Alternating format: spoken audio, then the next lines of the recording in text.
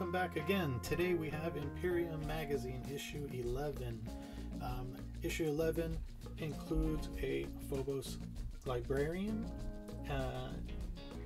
medium or small dry brush. Does that say medium or small? Let's take a look. It's medium dry brush from Citadel. Alright, so in this issue we get our introduction to our Librarian in Phobos armor, a stealthy psychic warrior, everything he uses, and then his battle record if you want to name him, his psychic mastery talents and war gear, or any battlefield feats or titles or whatever you'd like to write in there. Again, all these magazines are really geared toward newer players where they'll be more inclined to write all this stuff out. These psychic powers I might read up on. I'm not too familiar with all of the new psychic powers, but that's interesting. And then the Space Marine Librarians tells us about librarians, how they take care of the history of the chapter, and they're the leading psychic warriors for the chapter. More information there, psychic abilities, and then the different ranks in the Librarians. Here we see Eldritch Artifice, war gear of the Necrons, and this just tells us about the different weapons that Necron might be using, or melee weapons they may use, void weapons, hyperphase weapons, things like that. And then we have our build guide for the Librarian in Phobos armor. The nice thing about this build guide is it actually has us come back and use our mold line remover and shows us what it looks like after we've removed flash and mold lines as well, which even though we've had the mold line remover for a few issues, nothing's really gone in depth on using it. So especially for newer players that might be subscribing to the collection of the magazine, this will be great for them to see. And then straight from there we go into how to paint our Librarian in Phobos armor.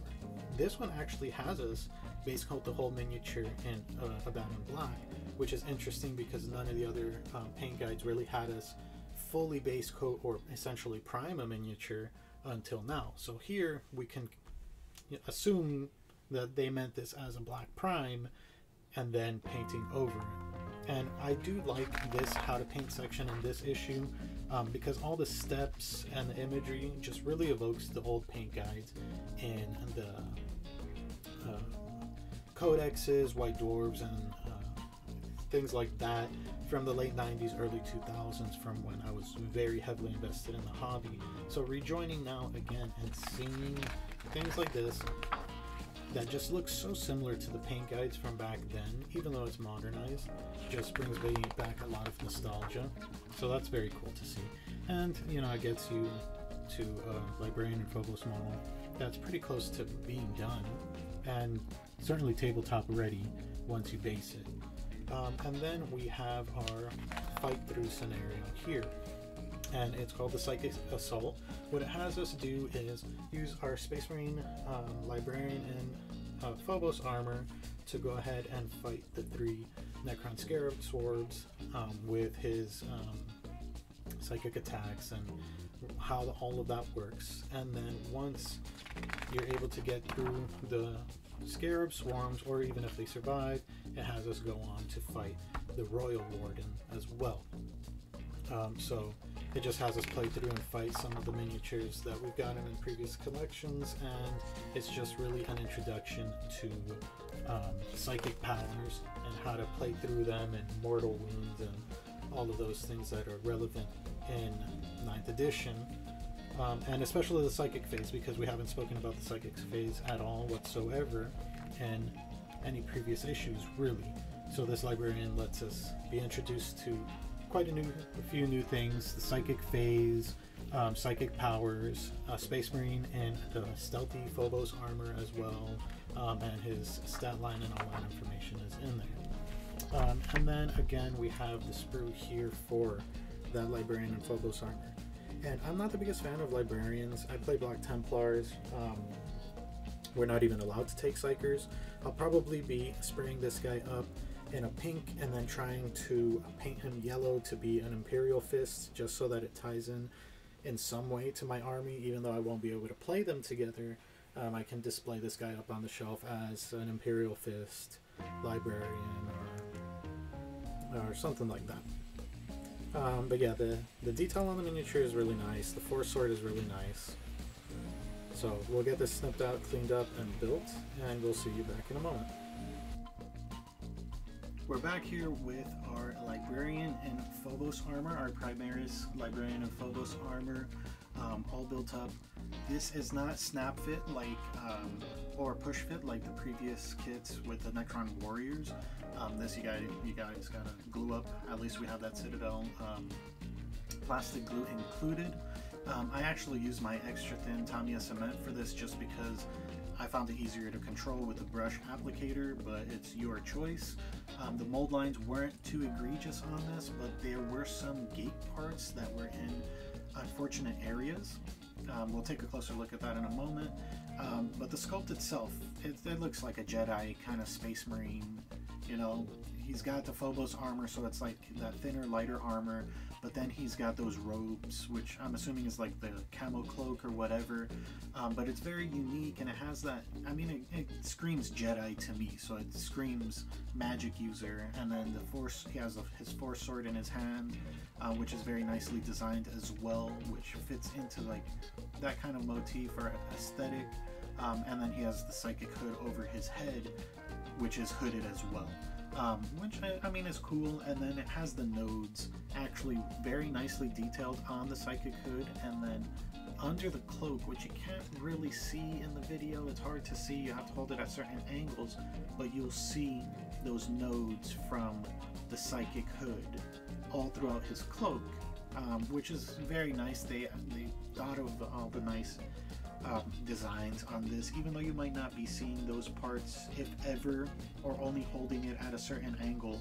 They thought of adding in those details, which is pretty cool. And the issue with some of the gate marks, so if we just take a look up here at the top of the backpack, there was two relatively large gates onto the sprue from the backpack there. I think I did a pretty good job of cleaning them up and getting them ready to be painted, but you could easily gouge into the miniature and damage the model and mess up details because of that. Here on the knee as well, this one's a little flat. I tried to round it back out a bit,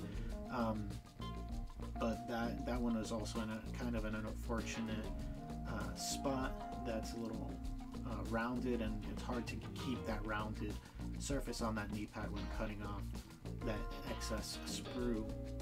See, I missed the mold land back here.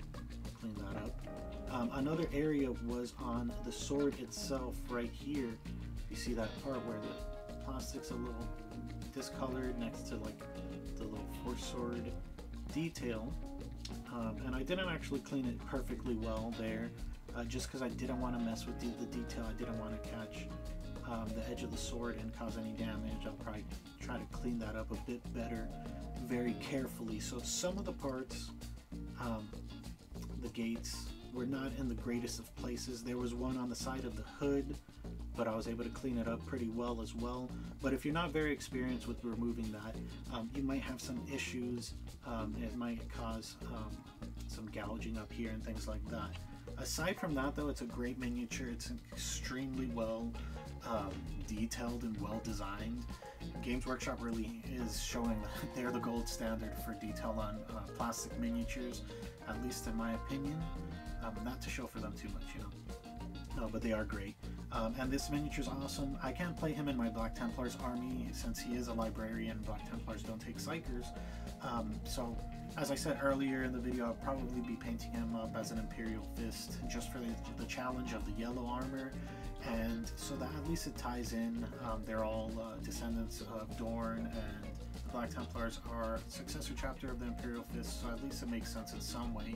Even though I can't field him, I can put him in a display case and still have him tie into my army in some kind of way.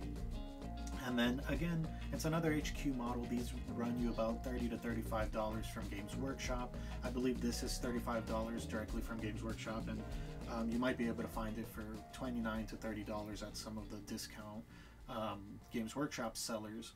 So again, just like I say for every issue, if this is a miniature that you're looking for and you see this on the shelf at your local store, you might as well pick it up because it's $14 for Primaris Librarian and Phobos armor, as opposed to buying the kit off the shelf for nearly double that price.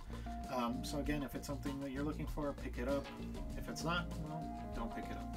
But I think it's finely detailed. I wasn't looking for a librarian, but I welcome the painting challenge, and it's an extremely nicely detailed miniature. So either way, whether I'm playing it on the tabletop or not, I enjoy looking at it. I think it looks cool. The whole style that he has with the robes really screams Space Marine Jedi to me. So, I mean, I just think it's very cool, even though I can't play him. But yeah, again, thank you so much for watching. Please like and subscribe, and leave your comments below, all of that, and we'll see you in the next one.